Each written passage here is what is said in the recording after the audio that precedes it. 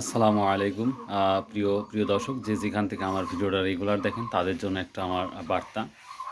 আশা করি সবাই মনোযোগ দিয়ে শুনবেন। আমি দীর্ঘ ৯ মাস প্রায় ভিডিও রেগুলার আপলোড করছি। এখনও করছি, ইনশাআল্লাহ করব।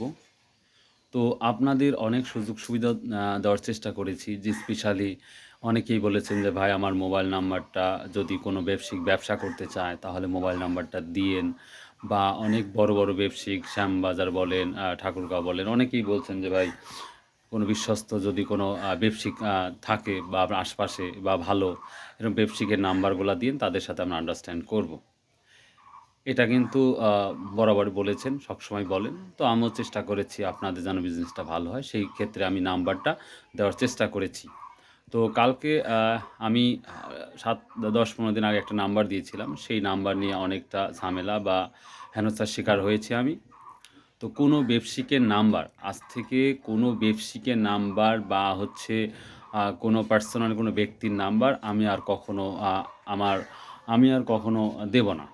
আমি আর কখনো আমার দ্বারা আর দেব না, বা কোনো ব্যবসায়িকের সাথে আমার কথা বা লেনদেন এটাও আর মানে কোনো কথাই হবে না।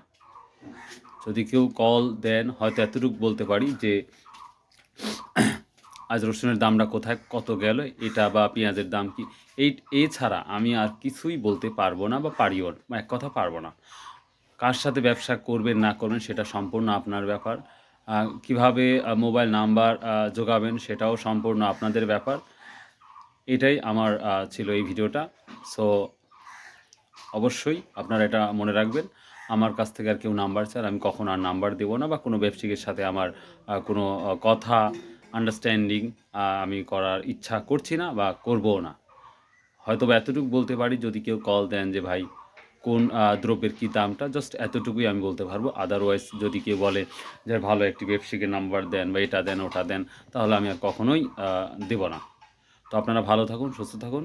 আসসালামু আলাইকুম রহমতুল্লাহ। আর আমার জন্য সবাই একটু দোয়া করবেন। জাস্ট বাই, আল্লাহ হাফেজ।